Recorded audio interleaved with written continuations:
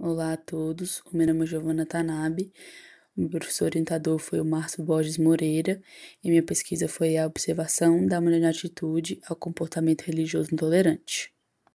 Então, para começar, eu vou falar sobre um pouco da religião e da religião no Brasil, já que o Brasil contemporâneo ele é definido pela sua diversidade religiosa, sendo o Estado brasileiro laico. O que isso quer dizer? Que ele se mantém imparcial no que se refere ao âmbito religioso, ele não adota nenhuma religião específica e respeita o pluralismo religioso.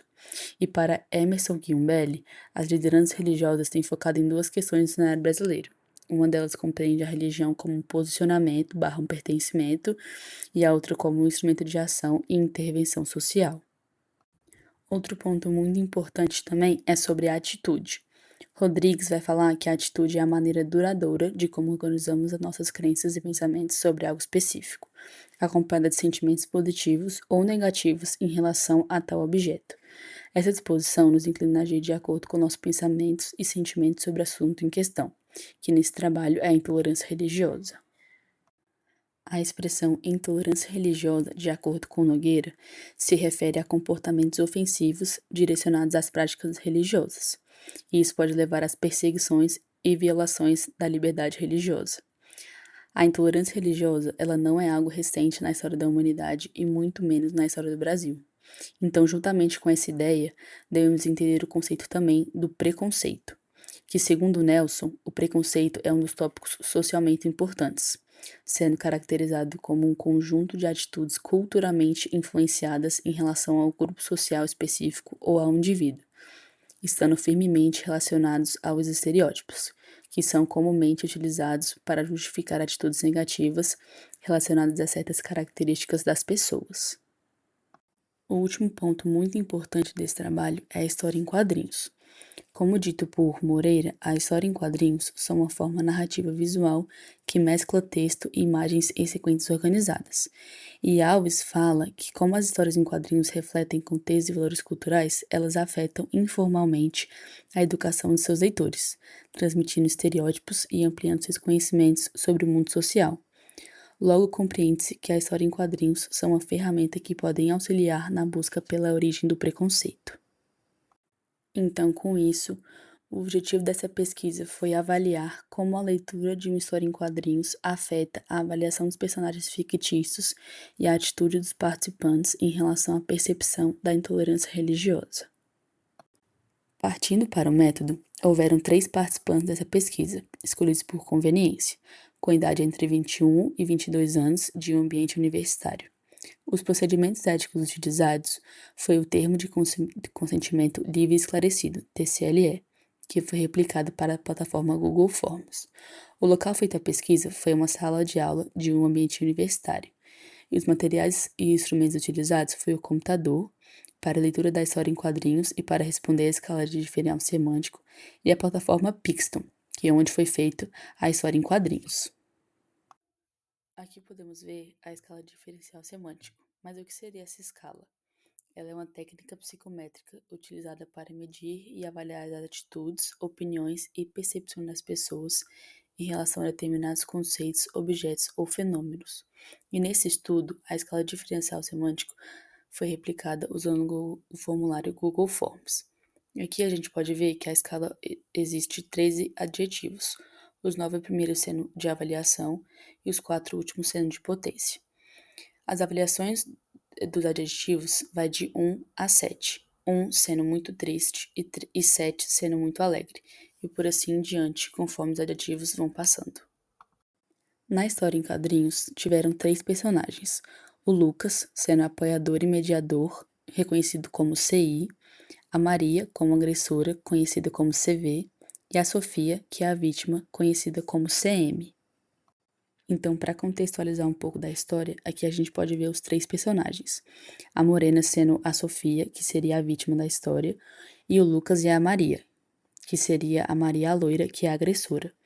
E na história toda, ela revela a sua relutância em interagir com Sofia, que é uma jovem ateia da escola.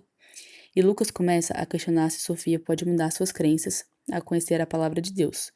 enquanto Sofia, por sua vez, se preocupa com o julgamento de Lucas se ele souber de seu ateísmo.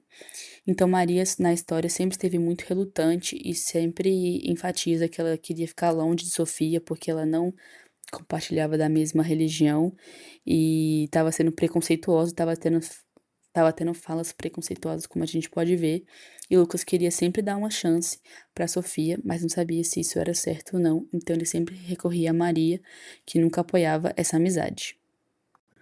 Então, para essa pesquisa, foi utilizado um delineamento experimental de caso único, do tipo pré-teste, onde os participantes respondem à escala de diferencial semântico antes da leitura da história em quadrinhos, logo em seguida a leitura da história em quadrinhos e depois um pós-teste, onde eles respondem o formulário novamente. Esse método de pesquisa ele é utilizado para estudar o efeito de uma intervenção ou tratamento em um único indivíduo ou caso, com o objetivo de avaliar os efeitos da intervenção nesse caso específico. Para a outra parte do método, temos a variável dependente e independente. A variável dependente sendo a atitude em relação a personagens fictícios de uma história em quadrinhos, e a variável independente sendo comportamentos de personagens em cenas de história em quadrinhos com conteúdo religioso intolerante. O procedimento de coleta de dados ocorreu em única sessão para cada participante e teve como duração máxima de aproximadamente 15 minutos. A sessão começou com a leitura do TCLE, e depois que eles consentiram em participar da pesquisa, eles foram instruídos para o teste. Foi apresentado o formulário com a escala de diferencial semântico, que seria o pré-teste, logo em seguida a leitura da história em quadrinhos, e depois o pós-teste, que foi responder o formulário da escala de diferencial semântico novamente. Para análise dos resultados, houveram algumas alterações. A escala que avaliava os adjetivos de 1 a 7 foi alterada de -3 a 3, e os adjetivos negativos foram passados para o lado esquerdo. Nos resultados, o eixo X vai estar as avaliações, que vai de -3 a 3, e no eixo Y, os adjetivos. O pré-teste vai estar em azul e o pós-teste vai estar em vermelho. Aqui no participante 1, no personagem CI, que faz o papel de mediador, a gente pode ver que no pré-teste ele teve apenas um adjetivo negativo e o restante todos positivos. Já no pós-teste, 3 ficaram negativos e o restante positivos. Dos adjetivos de potência, tanto no pré-teste quanto no pós-teste, todos permaneceram negativos. Já no personagem CM, que faz o papel de vítima, no pré-teste, nos adjetivos de avaliação, ele teve 2 adjetivos negativos e o restante foram todos positivos, tanto no pré-teste quanto no pós-teste. Nos adjetivos de potência, ela teve apenas 2 negativos no pré-teste e 2 positivos no pós-teste, e o restante foram positivos tanto no pré-teste quanto no pós-teste. Já na personagem CV, que faz o papel de agressora, no pré-teste, nos adjetivos de avaliação, ela teve 4 adjetivos negativos e o restante positivo. Já no pós-teste, ela teve todos negativos, apenas um que foram positivos. E no de potência, tanto no pré-teste quanto no pós-teste, ela teve adjetivos positivos.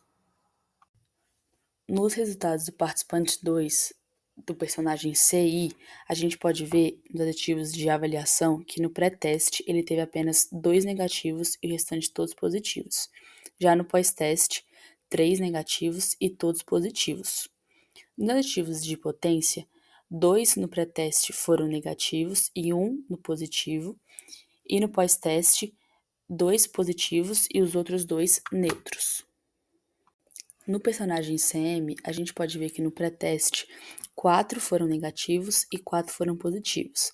Já no pós-teste, apenas 2 ficaram negativos e os restantes foram positivos. E nos adjetivos de potência, 2 no pós-teste foram negativos e 2 no pré-teste foram positivos, e o restante permaneceu neutro. A gente pode ver no personagem CV que nos adjetivos de avaliação, 3 adjetivos no pré-teste eram negativos e 3 positivos. E no pós-teste, 4 ficaram negativos e 2 apenas positivos. Já no adjetivo de potência, tanto no pré-teste quanto no pós-teste, eles continuaram positivos. E por fim, nos resultados do participante 3, em relação ao personagem CI, a gente pode ver que no pré-teste, nas ativos de avaliação, apenas 2 foram negativos e os restantes todos positivos. E no pós-teste, todos foram positivos. Já nos ativos de potência, a gente pode ver que no pré-teste 2 foram negativos e um positivo, e no pós-teste também 2 negativos e um positivo. No personagem CM, no pré-teste, nos ativos de avaliação, 2 eram negativos e o restante eram todos positivos. E no pós-teste, todos os aditivos de avaliação foram positivos.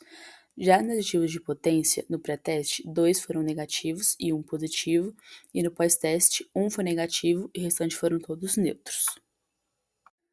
E no personagem CV, para o participante 3, nos aditivos de avaliação, 3 no pré-teste eram negativos e os restantes positivos, e no pós-teste, 3 eram negativos e o restante também era positivo. Já nos de potência, no pré-teste, 2 eram negativos e 2 positivos, e no pós-teste, 3 ficaram positivos e um ficou neutro. Aqui nesses resultados estão as médias das avaliações de todos os personagens: CI em azul, CM em vermelho e CV em amarelo.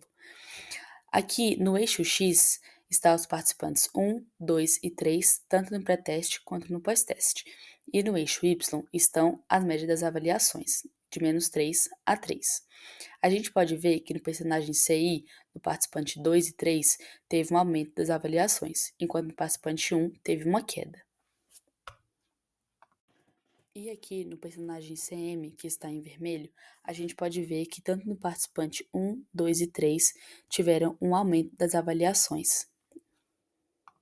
Já no personagem CV, para o participante 1 e o participante 2, teve uma queda das avaliações que passou do eixo 0. Já no participante 3, ele foi o único que teve um aumento das avaliações do personagem CV.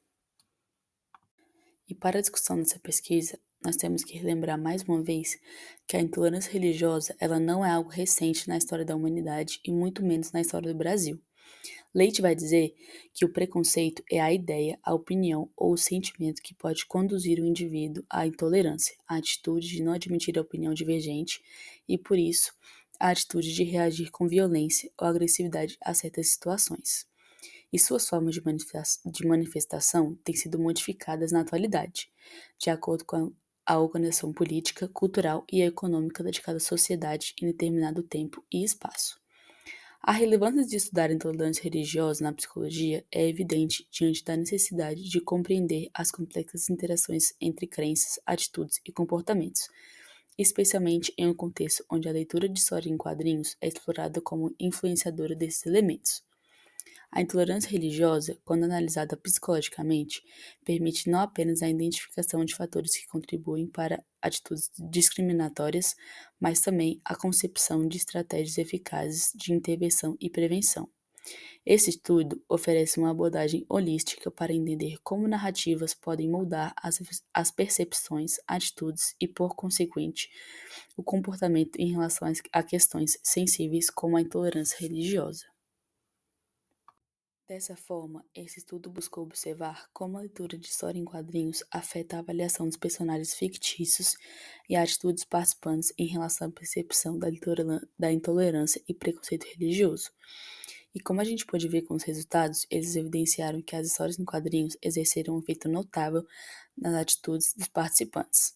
Essas conclusões estão alinhadas com as pesquisas anteriores, e no experimento 6 sobre a intolerância religiosa no livro de Moreira, ele também observou isso e teve como objetivo avaliar a possibilidade de mudança de atitude em relação a personagens fictícios, que eles foram apresentados por intermédio de uma história em quadrinhos, na qual tais personagens agem em situações que possam caracterizar preconceito ou intolerância religiosa.